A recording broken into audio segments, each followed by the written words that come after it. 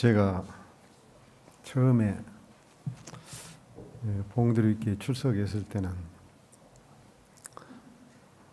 예진이가 윤진이보다 조금 더 어렸습니다. 근데 세월이 흘러서 지금은 예진이가 고등학교 2학년이랍니다. 두 딸이 참 예쁘게 자랐죠. 그 애들 키우느라고 참 예진이 엄마가 수고 많으십니다. 고맙습니다. 오늘 특창해 주셔서. 오늘 성경 말씀 창세기 11장 26절에 있는 말씀 보겠습니다.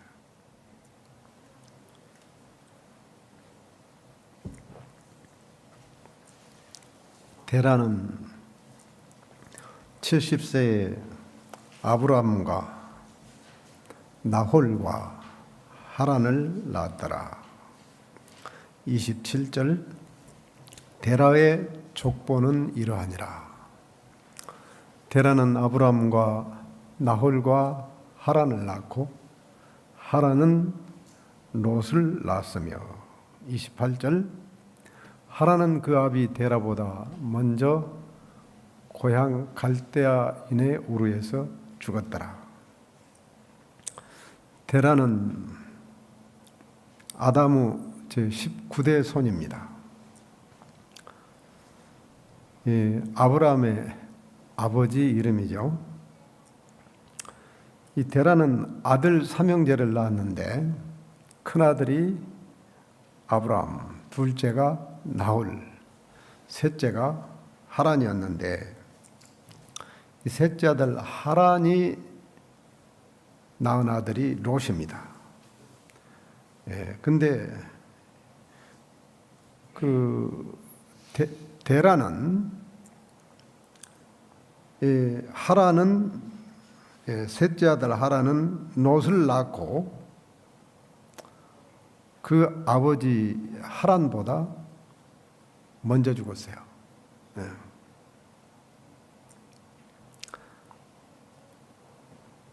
하나님이 아브라함을 부르시기 전 이때 당시 시대적인 배경을 부조와 선지자 125쪽에는 이렇게 설명을 했습니다.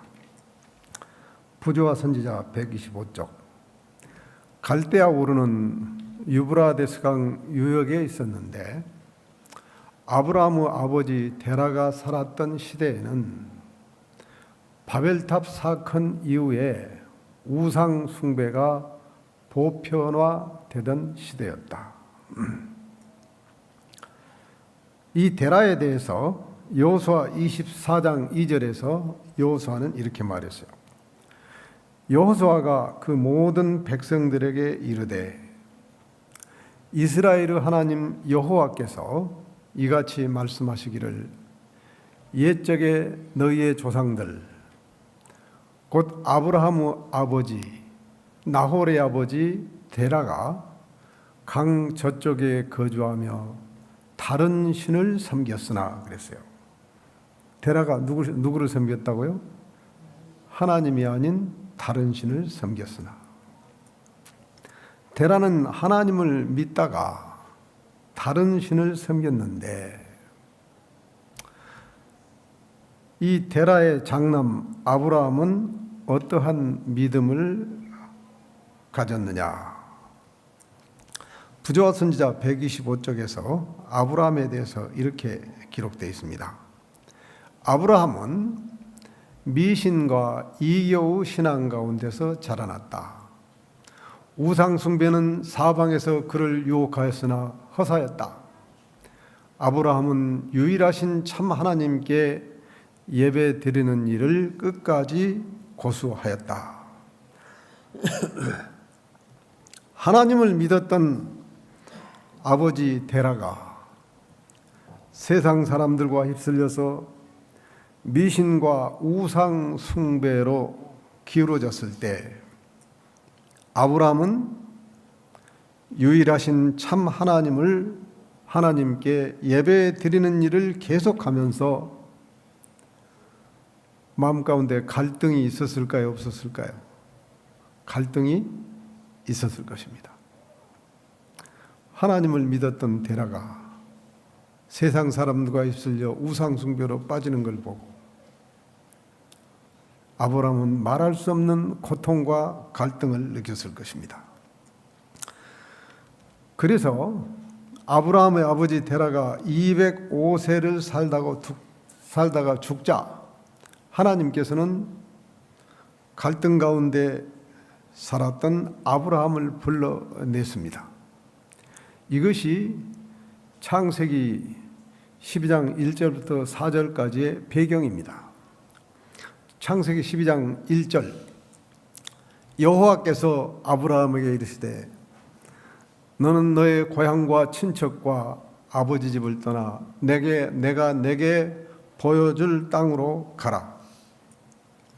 내가 너로 큰 민족을 이루고 내게 복을 주어 내 이름을 창대케 하리니 너는 복이 될지라. 또는 어떤 성경에는 복의 근원이 될지라 그랬습니다. 3절, 너를 축복하는 자에게는 내가 복을 내리고 너를 저주하는 자에게는 내가 저주하리니 땅의 모든 족속이 너로 말미암아 복을 얻을 것이라 하신지라. 4절, 이에 아브라함이 여호와의 말씀을 따라갔고 롯도 그와 함께 갔으며 아브라함이 하란을 떠날 때 75세였더라. 아브라함 나이 75세 때에 하나님의 부르심을 받고 고향을 떠나올 때 그때 롯도 함께 아브라함을 따라서 나왔습니다. 하나님께서는 이제 아브라함 한 사람을 택해서 하나님의 새로운 역사를 시작하고 있는 것입니다. 이 아브라함의 이름은 창세기 17장에 가서 하나님께서 이름을 바꾸라 그랬어요. 그래서 아브라함을 아브라함으로 이름을 바꿨습니다. 아브라함의 이름의 뜻은 열국의 아비라고 하는, 열국의 아버지라고 하는 뜻입니다. 아브라함은 하나님께서 부르셨을 때 주저하지 않았습니다. 부르셨을 때 정든 고향 떠나는 게 쉽겠습니까? 가족들이 있고 친척들이 있고 친구가 있는 하던 일이 있었는데 그거 다 버리고 떠나기가 쉬운 일은 아니었어요. 그런데 아브라함은 하나님께서 부르셨을 때 주저하지 않았다고 기록되어 있습니다. 하나님께서 가라고 한 그곳이 살기는 좋은지, 경작해야 할 땅은 옥토인지 아닌지, 기후는 어떠한지, 가족들과 함께 사는데 어려움이나 위험한 것은 없는지 하나님께 묻지를 않았습니다. 무조건 순종했습니다. 하나님의 말씀이기 때문에 하나님을 믿고 무조건 순종했습니다. 부조와 선지자 126쪽에는 이렇게 기록되어 있어요. 아브라함에게 있어서 이 세상에서 가장 행복한 것은 하나님께서 그로 있기를 원하는 것이었다. 이 말씀이 제게는 참 인상 깊은 구절이었어요. 영동교회에서 4년 목회하고 영동교회를 건축하고 발령받은 것이 강원도 홍천교회였어요. 홍천교회 갔더니 교인 16명이 임산식 목사가 전임 목사였는데 교회를 건축하다 중간에 건축이 중단된 교회였어요. 네. 또 건축을 하면서 교인 16명으로 157평 홍천교회를 건축한 겁니다. 하다가 돈이 없어서 중단됐는데 또 더구나 거기에 교회가 건축하면서 뭐 여러 가지 뭐 개인적으로 또 철물 가게 또 빚이 또 100 얼마 있더라고요. 그리 발령받고 갔을 때 심적으로 제가 어떻겠습니까? 심적인 타격이 있었겠죠. 예? 네. 근데 새벽에 예언의 신을 읽으면서 아브라함에게 있어서 이 세상에서 가장 행복한 것은 하나님께서 그로 있기를 원하는 것이었다. 이 구절이 마음에 딱 꽂혔어요. 네. 하나님께서 나로 이곳에 있기를 원하는 것이었다. 그래서 거기서 이 말씀으로 내가 힘을 얻고 용기를 얻어서 교인들에게 부임하자마자 교인들이 건축원금을 3번, 4번 해가지고 지칠 대로 지쳤어요. 한 대여섯 가정밖에 안 돼요. 열리금. 거기다가 내가 또 설교를 했어요. 건축원금 설교를. 네. 건축을 계속 해야 되니까. 네. 영등교에서도 건축원금 설교를 내가 3번 했거든요. 1차, 2차, 3차에 걸쳐서 교회 완공했으니까. 또 했어요. 그랬더니 교인들이 따라해요. 따라해도 하고 나도 또 했죠. 예. 72만 원이 나왔어요. 내가 지금도 그건 기억하고 있어요. 그래서 한 가지 빠졌습니다. 영동교에서 내가 올 때 영동교인들이 목사님 4년 동안 고생했는데 하고 직원들하고 교인들이 돈을 걷어서 헌금을 해서 제게 줬어요. 그때 500 몇십만 원이에요. 그때 500 몇십만 원 굉장히 컸습니다. 지금 말하면 한 5천만 원 정도, 한 10배 정도 그 효과가 있었어요. 그걸 가지고 와서 내가 이제 또 하자고, 이걸 헌금을 하자 그래 72만 원 또 나왔어요. 그리고 그거 보태가지고 그 다음 일요일부터 이제 건축을 시작했습니다. 그래서 건축을 하다가 얼마 이제 거의 완공이 다 돼가는데 또 돈이 부족한 거예요. 그래서 이제 보니까 몇 가정 아니야. 한 4대 가정밖에 안 돼요. 그래서 4대 가정 모아놓고 이제 헌당을 해야 되는데 돈이 이 얼마가 부족하다. 이제 이번이 마지막이다. 한 번만 더 하자. 응? 그래서 또 한 번 또 했어요. 예, 그래서 그때 또 한 번 또 할 때는 내가 아무개 집 얼마, 아무개 집 얼마, 네 집 다 떼 맡겼어요, 그냥. 예, 나도 또 하고. 근데 교인들이 아무도 반대를 안 해요. 이번 마지막에 가고 헌당식 하자. 그래서 마지막 건축원금 해가지고 6월 28일 안식일에 헌당식을 했습니다. 그런데 하나님의 말씀이 우리 마음 가운데, 내 심령 가운데 들어올 때 내 생각을 변화시킵니다. 그리고 힘을 줍니다. 말씀 가운데 힘이 있습니다. 말씀은 사람의 생각을 바꾸게 하고 마음을 바꾸게 하고 새 힘을 줍니다. 그래서 저는 아브라함에게 있어서 이 세상에서 가장 행복한 것은 하나님께서 그로 있기를 원하는 것이었다. 이 말씀이 항상 기억에 남아요. 예. 하나님께서 나로 있기를 원하는 것이 바로 이것이었구나. 이곳에서 내가 하나님의 교회를 위해서 또 해야 된다. 예. 힘을 얻고 용기를 주는 겁니다. 아브라함이 먼 길을 떠나서 도착한 곳은 가나안 땅 세겜이었어요. 거기서 아브라함이 맨 먼저 한 일은 제단을 쌓고 하나님께 번제 드리는 일이었습니다. 하나님의 벗 아브라함은 우리에게 훌륭한 모범을 보여주었다. 그의 생애는 기도 생애였다. 그는 장막을 치는 곳마다 그 근처에 제단을 세우고 장막에 유하던 모든 사람을 불러 초석으로 희생 제물을 드렸다. 부조화 선지자 128쪽에 있는 말입니다. 하나님 말씀에 순종하면서 이렇게 초석으로 하나님께 제산을 쌓고 번제를 드렸는데 시험이 왔어요. 하늘에서 비가 오지 않는 겁니다.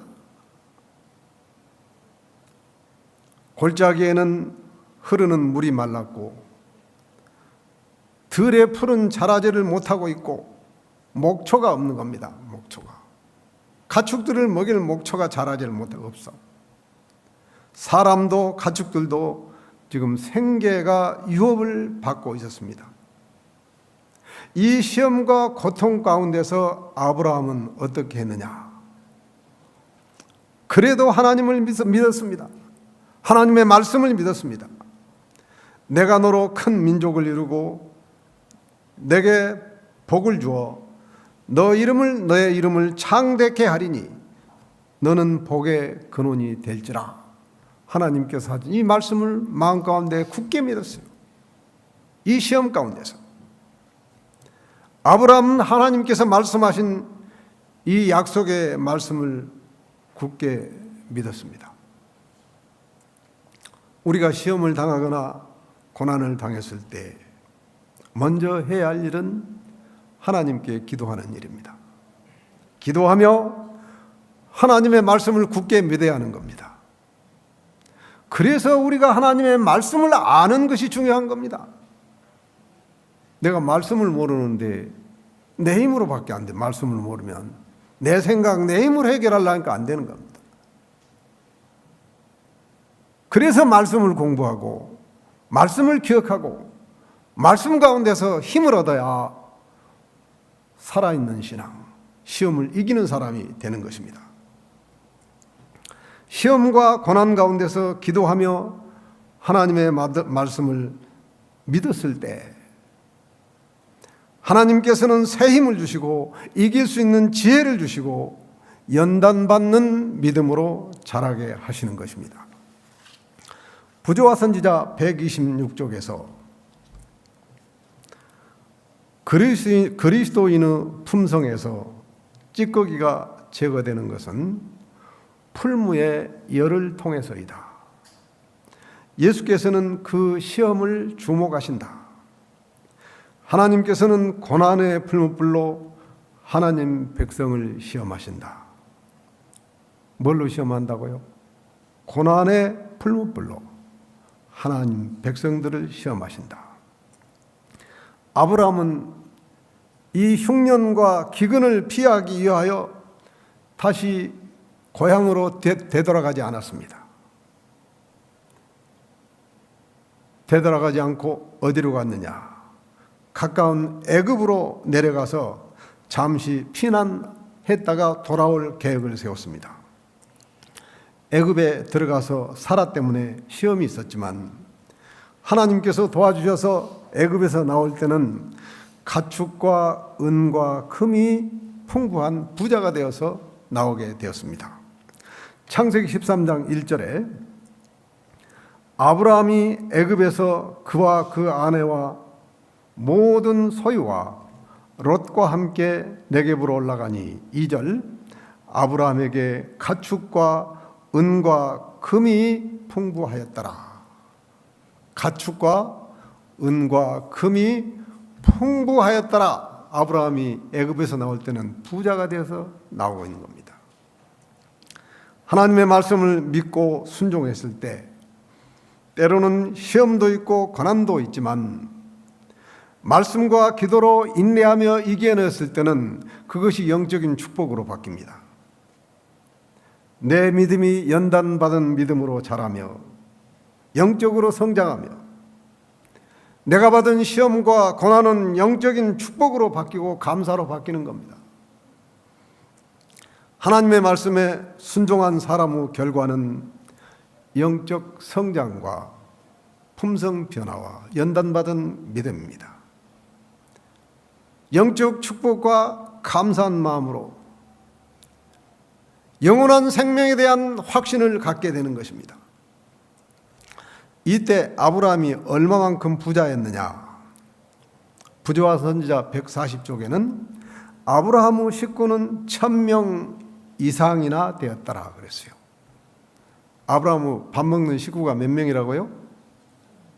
가축 키우는 하인들 모든 하루 밥 먹는 식구가 1000명이 아니라 1000명 이상이나 되었더라. 얼마나 부자입니까? 아브라함의 집에서 하루 밥을 먹는 식구가 1000명 이상이면 그때 당시 아브라함이 소유하고 있는 소떼, 양떼, 가축들이 얼마나 많겠습니까? 상상이 안 되죠. 토지는 또 얼마나 되겠습니까? 그런데 이렇게 부자가 되었을 때 문제가 생겼습니다. 다툼이 일어났어요. 누구하고 다퉈요? 아브라함의 목자들과 롯의 목자들이 가축이 많아져서 목초를 서로 먼저 먹이려고 하다가 다툼이 일어난 겁니다. 목초는 한정되어 있는데 가축은 많아지니까 먼저 가축들에게 목초를 먹이려고 하다 보니까 롯의 목자들과 아브라함의 목자들이 서로 다툼이 있게 된 겁니다. 아브라함이 조카 롯에게 이 다툼을 해결할 수 있는 방법을 제안을 했습니다. 창세기 13장 8절 아브라함이 롯에게 이르되 우리는 한 친족이라 나나 너나 내 목자나 내 목자나 서로 다투게 하지 말자. 그 다음 9절 내 앞에 온 땅이 있지 아니하냐 나를 떠나가라. 내가 좌하면 나는 우하고 내가 우하면 나는 좌하리라. 롯은 아브라함의 막내 동생 하란의 아들입니다. 조카뻘이죠. 사실 롯은 아브라함을 함께 따라다니다가 부자가 된 사람입니다. 하나님께서 아브라함을 부르셨을 때 아브라함을 따라서 나왔어요. 하나님께서 롯을 부르지 않았습니다. 아브라함을 불렀습니다. 그런데 같이 살던 아버지를 여의고 같이 살던 롯이 큰아버지를 삼촌 큰아버지를 따라서 함께 갈대아 우리에서 나왔어요. 그래서 아브라함과 함께 나와서 함께 조속으로 제단을 쌓았고 아브라함과 함께 제단을 쌓았고 아브라함을 따라서 함께 애굽에 들어갔고 하나님께서 아브라함에게 복을 주실 때 옆에 함께 있던 롯도 그 복을 함께 받았습니다. 그래서 복을 받을 사람과 함께 손을 잡으면 나도 복을 받고 망할 사람과 함께 손을 잡으면 나도 따라서 망하게 되는 겁니다. 동업을 하든 사람을 사귀든 우리가 잘 사귀고 동업도 잘해야 됩니다.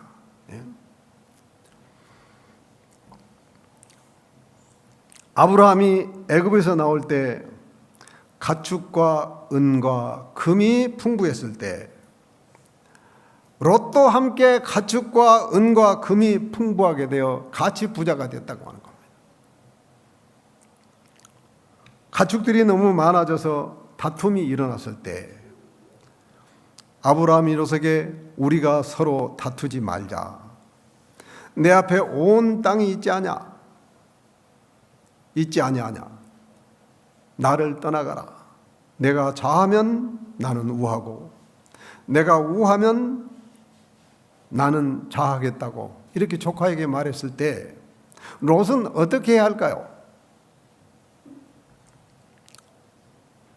손윗사람이고 작은아버지죠. 작은아버지 아니 큰아버지 하란의 아들이니까 아브라함의 막내 동생 하란의 아들이 롯이니까 큰아버지야. 큰아버지 때문에 내가 부자가 됐는데 큰아버지 그게 무슨 말씀입니까? 큰아버지께서 먼저 좋은 것을 택하십시오. 그 다음에 난 택하 이렇게 해야 도리가 아니겠습니까?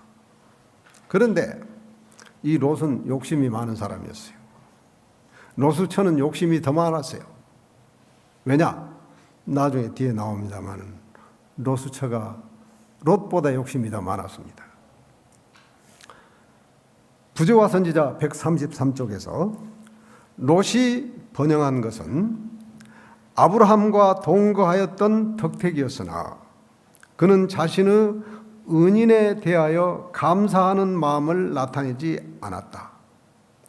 그가 아브라함에게 선택권을 양보한 것이 예절이었으나 예절은커녕 그는 이기적으로 선택권의 이점을 다 차지하려고 노력하였다. 얼마나 욕심이 많습니까, 롯이.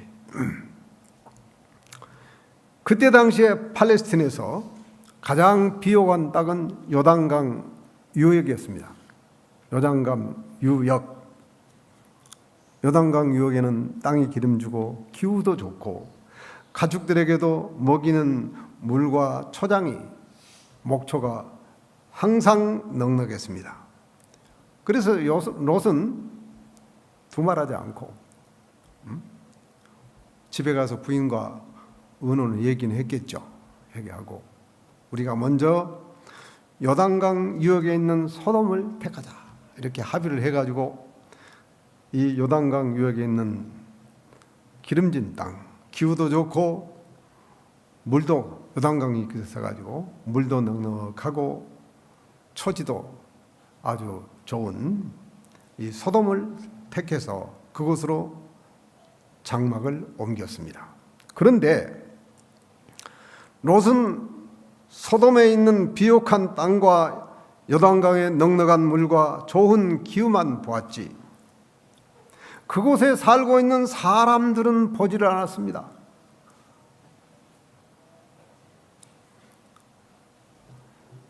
창세기 13장 13절에 창세기 13장 13절에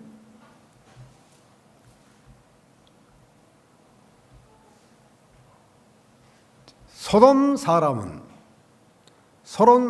사람들은입니다. 빠졌어요. 소돔 사람들은 여호와 앞에 악하며 큰 죄인들이었더라 그랬어요.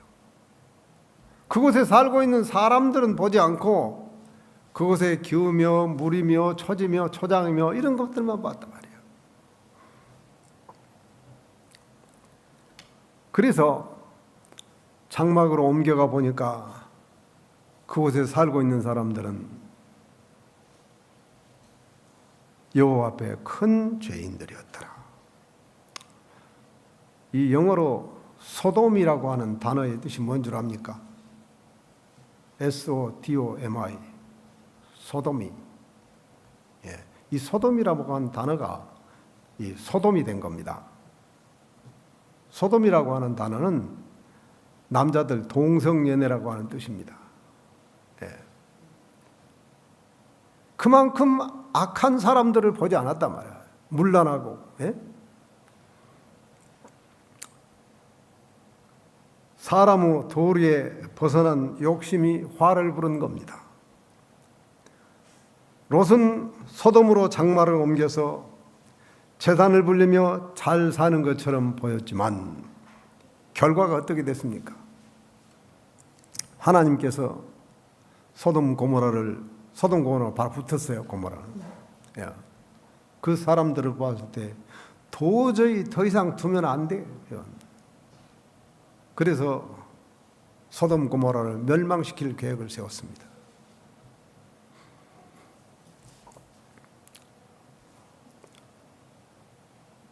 그래서 뭘로 멸망을 시키느냐? 유황불로 하늘에서 비같이 유황불을 내려서 소돔 고모라 사람들을 몽땅 태워버리려고 그 계획을 세웠어요. 근데 거기에 누가 살고 있어요? 롯이 살고 있는 겁니다. 그래서 아브라함이 롯을 살려보려고 어떻게 합니까?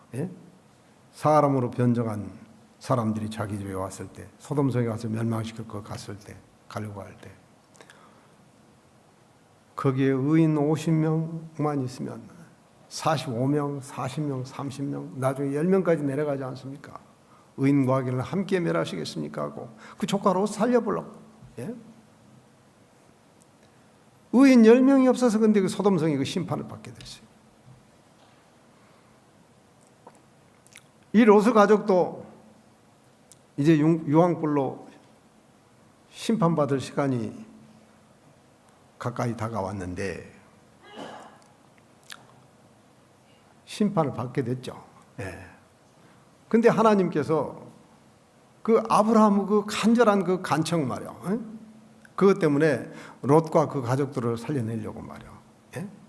그 롯이 안 나올라 성경에 보면 롯이 지체하며 그랬어요. 예? 불심판이 곧 떨어지는데 유황불로 심판이 곧 내리는데 빨리 도망가라 그랬어. 예? 가족들 데리고 빨리 도망가라. 사이들은 이제 유황불로 심판이 온다고 사이들도 두 사이들 같이 가자 보니까 사이들은 농담으로 여겼다라 하고 안 나와요. 그래서 두 딸만 데리고 롯의 두 딸 와이프 롯 예. 4명을 강제로 끌어내서 산으로 빨리 도망가라고 그랬는데 도망가면서 뒤를 돌아보지 말라 그랬죠. 예? 뒤를 돌아보지 말고 무조건 맨 처음에 산으로 가라 했다. 그럼 나중에 성으로 도피성으로 도망가라 그랬는데 뒤를 돌아보지 마라 그랬어요. 근데 도망가다가 누가 뒤를 돌아봐요? 누가 뒤를 돌아봤어요? 롯의 가족 중에서 롯의 와이프가. 롯의 아내가 누가복음 17장 32절 누가복음 17장 3 롯의 처를 기억하라. 또 어떤 성경에는 롯의 처를 생각하라 그랬어요. 롯의 처를 뭘 생각하라 그랬어요? 뒤돌아보지 말라고 했는데 유황불로 심판받는 그 소돔성 그걸 뒤돌아보지 말라고 했는데 도망가다가 왜 뒤를 돌아다봤냐 이거예요. 왜 뒤를 돌아봤어요? 소돔성에 두고 온 재산들 가축들이며 금폐물이며 집문서며 땅문서며 그 많은 재산들을 두고 나올 때 빈면을 빈손으로 이제 도망가는데 그것들에 대한 미련. 그래서 이렇게 뒤돌아보는 순간 그대로 소금기둥이 된 겁니다. 그러니까 소금기둥 그 포즈가 앞에 이렇게 된 게 아니고 뒤돌아보는 순간 이렇게 해서 소금기둥이 됐어요. 예?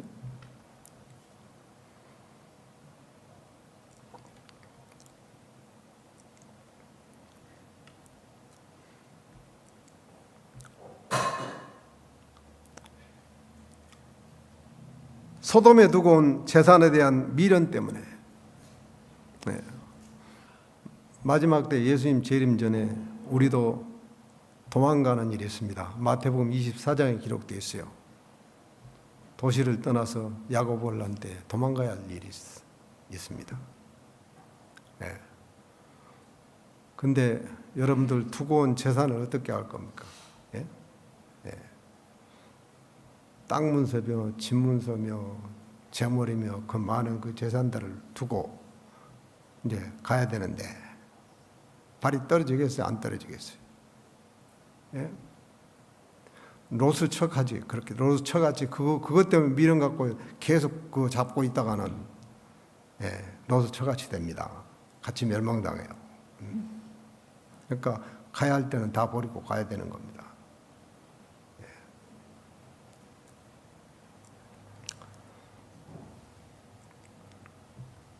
그 많은 가축들, 부동산들, 금폐물들 한 푼도 못 가지고 나왔습니다. 그것에 대한 미련 때문에 뒤돌아보다가 롯의 처가 소금기둥이 됐다고 하는 겁니다. 오늘 설교 제목은 롯의 선택입니다. 롯은 아브라함을 따라 나와서 함께 동거하면서 부자가 된 사람입니다. 하나님께서 아브라함을 부르시고 아브라함을 인도하시고 아브라함과 함께 하시고 아브라함에게 복을 주실 때 함께 옆에 있었다고, 함께 동거했다고, 함께 따라 나왔다고 아브라함 때문에 롯이 복을 받게 됐어요. 부자가 됐어요. 부자가 되어서 다툼을 피하기 위해서 너무 재산이 많아가지고 서로 초지 때문에 다투니까 다툼을 피하기 위해서 헤어져야 할 순간이 왔을 때 이 롯은 사람의 도리에 벗어나서 더 좋은 땅을 차지할 욕심으로 소돔을 요단강 유역에 있는 비옥한 땅, 물이 좋고 비옥한 땅, 기후가 좋은 땅, 살기 좋은 땅, 그것만 보고 소돔을 먼저 선택했습니다. 결과가 어떻게 됐습니까? 받은 재산, 받은 축복, 가진 재산 다 잃고 아내마저 소금 기둥이 되어 호라비가 되어 두 딸과 함께만 살아남았습니다. 롯이 망하게 된 원인은 사람의 도리에 벗어난 욕심, 사람의 도리에 벗어난 욕심 때문입니다. 그런데 아브라함은 하나님 말씀을 믿음으로 말씀대로 순종하는 생명을 살면서 너그러운 품성, 양보하는 품성, 끝까지 롯을 사랑하는 하나님 품성을 나타냈습니다. 아브라함이 롯을 얼마나 사랑했는지 몰라요. 그곳에 전쟁이 났을 때 롯을 구출하기 위해서 집에서 길러온 318명을 길러가지고 가서 조카 롯을 구해냈어요, 전에. 롯은 그렇게 욕심이 많았지만 아브라함은 끝없이 너그러운, 양보하는, 롯을 위하는 하나님의 품성을 나타냈습니다. 이러한 아브라함을 하나님께서는 축복하셨습니다. 자자, 손손, 후손들까지 축복하셨습니다. 그러므로 우리가 이 죄악 세상을 살면서 선택을 잘해야 합니다. 인생은 선택의 연속입니다. 우리가 살아가면서 크고 작은 선택을 할 때가 있어요. 해야 할 때가 있어요. 그때 어떻게 선택하느냐? 선택 한 번 잘못하면, 삐끗하면 큰일 날 것. 중요한 선택이죠. 그런데 이 선택을 하기 전에 뭘 하느냐? 생각을 합니다. 그죠? 생각 다음에 선택이 있습니다. 그냥 덮어놓고 선택하는 게 아니에요. 생각을 하고 또 생각을 하다가 선택을 하지 않습니까? 그렇죠? 선택의 기로에서 생각을 잘해야 하는 겁니다. 그런데 이 생각에는 육신의 생각이 있고 영의 생각이 있어요. 생각은 다 똑같은 것이 아니에요.